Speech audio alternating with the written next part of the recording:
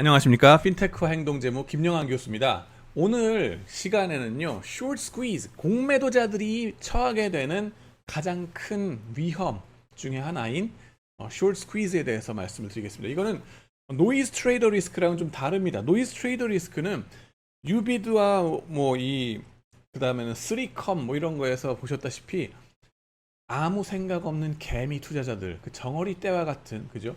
그런 개미 투자자들이, 노이즈 트레이더들이 그냥 이 버블 속에서 헤어나지 못하고 계속 그 주식을 열광하다 보니까는 이게 버블이 없어지질 않고 오히려 그동안에 공매도 쳐놨던 사람들이 이거를 제대로 정리를 할 수가 없어가지고 돈을 잃어버리는 그런 상황입니다.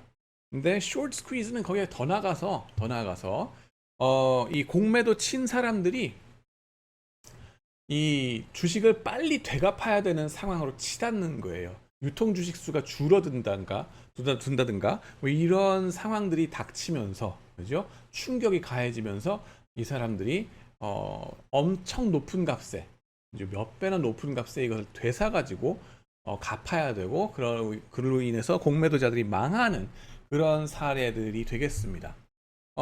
두 가지를 말씀드리겠는데, 2008년 독일에 폭스바겐 있죠? 폭스바겐을 위시로 한 숏 스퀴즈를 말씀드릴 거고, 두 번째는 금년에 1월 달에 있었던, 그죠?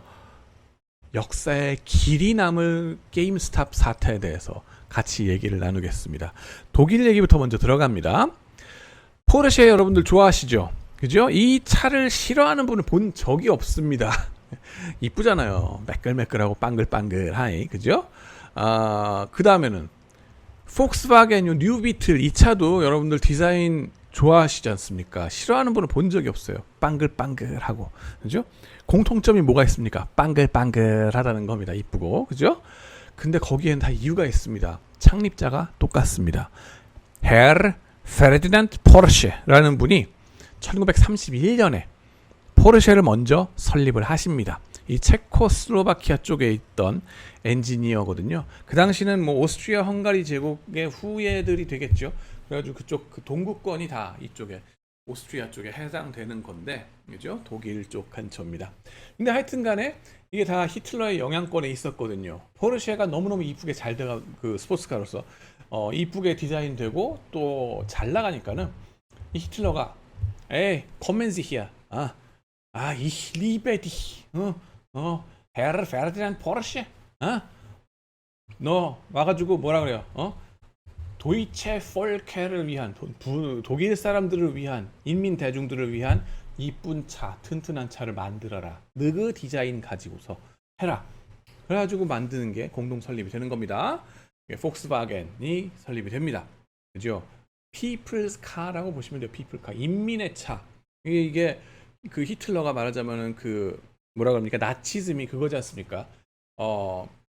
인민들을 위한, 그죠? 뭔가를 그 대중적인 뭔가를 해야 되는 그런 사람들이거든요. 자본주의적인 입장에서, 공산주의가 아니라. 그러다 보니까 이렇게 손잡고서 하는 건데, 그러고 나서는 그때 이래로 콜라보레이션 관계, 그리고 얘네가 모회사로서, 지배주주로서 영향력을 행사하는 관계, 자회사가 있고요. 이런 게 있었고요. 그 다음에는 좀 더 얘기하자면 이제 2차 대전 이후에 또 지내다 보니까는 아우디 같은 차들이 이 폭스바겐 휘하의 자회사로 또 들어갑니다. 그리고 포르쉐 같은 경우 경쟁사가 이제 BMW, 메르세데스 벤츠 이런 것들 하고 경쟁을 하게 되고요. 명실공히 이제 폭스바겐은 독일의 가장 큰 자동차 회사죠. 그리고 그걸 소유하고 있는 모회사가 되는 거고요, 얘네는. 근데 이제 약간의 지배주주의 지분율 관계가 조금 헐렁했다고 보시면요, 2008년쯤에 돼가지고는요, 폭스바겐에 대한 포르쉐의 지분율이 43%까지 갑니다. 근데 2008년이 무슨 상황이냐면은 리먼 브라더스 상황이잖아요. 그 글로벌 파이낸셜 크라이시스입니다. 그래서 아니 금융업에서 크라이시스 닥친 게 자동차업에 무슨 상관이 있는데요? 상관이 있죠. 사람들이 공황 같은 상황이 돼버리니까. 물론 Great Recession이라 그랬죠. 글로벌 파이낸셜 크라이시스 그랬고, 대규모로 그렇게 벌어지다 보니까는 자동차를 새로 안 사죠. 그러니까 미국부터 시작해서 어떤 상황이 닥칩니까? 제너럴 모터스 파산하십니다. 뱅크럽트 되고 포드도 파산하십니다.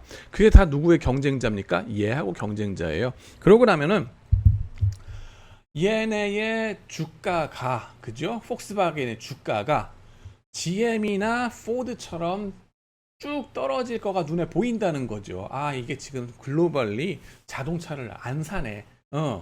비싸다고 사람들이 다 지갑을 닫으니까. 그때 장사를 역으로 잘했던 회사가 어디입니까?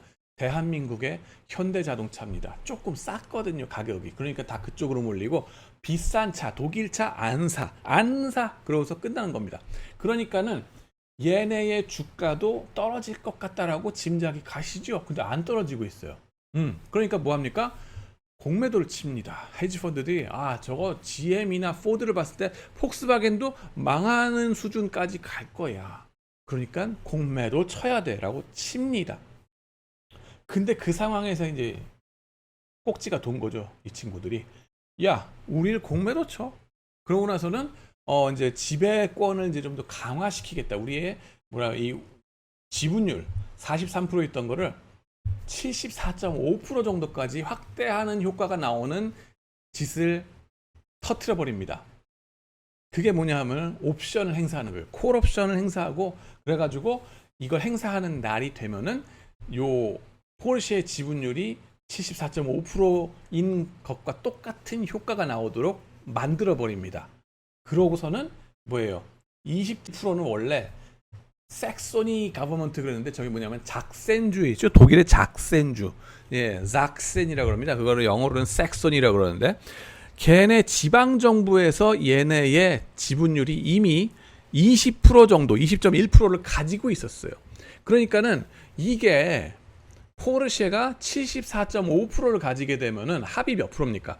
94.6% 정도를 벌써 지분율이 묶이게 돼 있는 거예요. 그러면은 시장에 떠돌 수 있는 주식수, 유통 주식수는 5.4%밖에 안 되는 상황으로 확 내몰리는 겁니다. 거의 30%포인트 정도가 확 줄어들어 버리는 거예요. 그러니까 무슨 상황이 벌어집니까? 공매도 쳐놓은 헤지펀드들이 큰일 났네.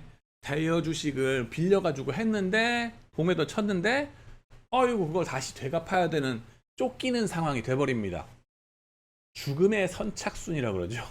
죽음의 선착순 시작됩니다. 이때에 숏 스퀴즈가 발생을 하는 게 2008년 정확히 10월 중순입니다. 지금 수업 시간하고 딱 13년 전이라고 보시면 됩니다. 네, 그래가지고 숏 스퀴즈가 발생을 해가지고 헤지펀드 몇 개가 넘어가십니다. 그리고 넘어가지 않더라도 거의 죽을 뻔한 헤지펀드가 있는데 그거는 엘리어트 매니지먼트라고 우리나라에서도 지금 최근 몇 년 동안 이슈가 됐던 회사죠. 현대차나 삼성에 갖다 대고서 뭐라고 얘기했던 그 헤지펀드입니다. 그 얘네들이 요때 숏 스퀴즈를 한번 크게 당합니다. 자, 그래가지고 이 숏 스퀴즈가 났을 때 너도 나도 죽음의 선착순으로 뭐합니까? 주식을 되사는 거예요. 폭스바겐 주식을 되사서 나를 빌려준 사람한테 되돌려 갚아야 되는 거예요. 이게 막 난리가 나는데 그러다 보니까 수요가 폭증을 하고 주가도 폭발을 해서 200유로였던 것이 하루아침에 1000유로를 찍습니다. 이 순간, 지금 이 순간, 아니면 지금 이 순간, 지금 여기, 이게 뭡니까? 폭스바겐의 시가총액이 엑슨모빌을 넘어서는 지구상 최대 회사가 한번 딱 된 순간이 있습니다.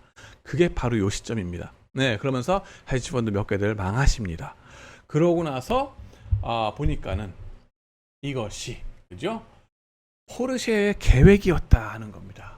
포르쉐야, 너는 계획이 다 있었구나. 예. 이 와중에 100억 유로, 12조 원의 이득을 챙깁니다. 얘네가 웬일로요? 공매도자들이 빌려갔을 때, 그죠? 브로커인 증권사를 통해서 간접적으로 빌리잖아요. 근데 그 증권사는 증권사는 도대체 누구한테서 그걸 빌렸을까요? 폭스바겐의 주식을 대여를 해줬으면은 원래 대여를 해준 누군가가 있으니까 증권사가 징검다리 노릇을 해준 거 아니겠어요? 누구죠? 포르쉐입니다. 다른 누구도 아니고 포르쉐가 수를 쓴 거죠. 대여자 노릇을 비밀리에 해왔습니다. 단 증권사한테는 약속을 계약서를 씁니다. 너네 증권사 내가 이거 빌려줬다는 얘기 쟤네한테 하지 마. 그걸 단단히 약속받고 계약서를 받은 후에 빌려줍니다. 그래서 그죠? 이 사실을 나중에 알게 된 많은 그 넘어가신 헤지펀드들, 골탕 먹은 애들이 소송을 겁니다. 그러면서 신문 기사에 나옵니다.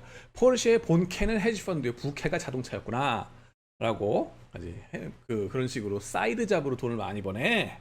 그래가지고 아주 욕을 이제 바가지로 먹었습니다. 이 포르쉐가요. 그 엘리어트 같은 헤지펀드들은 소송을 하고요. 근데 포르쉐도 법률적으로 문제될 거는 다 피해갔다는 거죠. 다 계획이 있었습니다. 그리고 이때 이렇게 해가지고 헤지펀드 몇 개 망했다 그랬잖아요. 그것 때문에 어떤 독일의 전 세계 98번째 갑부인 사람, 맥크렐인가 뭐 이런 사람입니다. 메르켈이 아닙니다.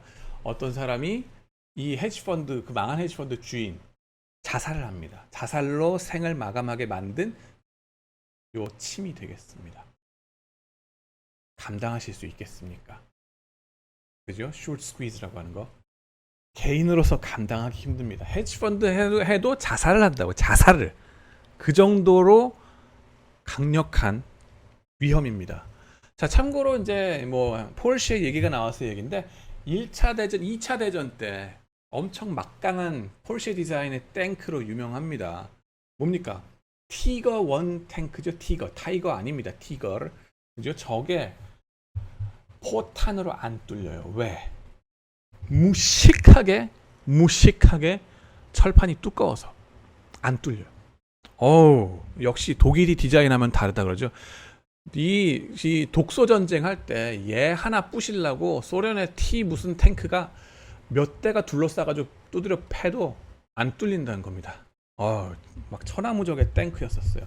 근데 그렇다고 해서 무작정 좋은 건 아니었죠. 뭐냐면 다리를 못 건너요, 얘네가. 왜? 너무 무거워서. 저 쇳덩어리가 아주 그냥 이렇게 두꺼운데 어떻게 다리를 건너겠습니까? 다리가 부러지요. 그죠? 그런 상황까지 갔던 게 독일의 디자인이다 하는 거고요. 포르쉐 얘기입니다. 자, 그 다음에 얘기는 이제 우리가 다 이번 연도에 겪었던, 여러분들도 어쩌면 참가를 했던 게임스탑에 대한 얘기가 되겠습니다. 다음 비디오에서 말씀드리겠습니다. 감사합니다.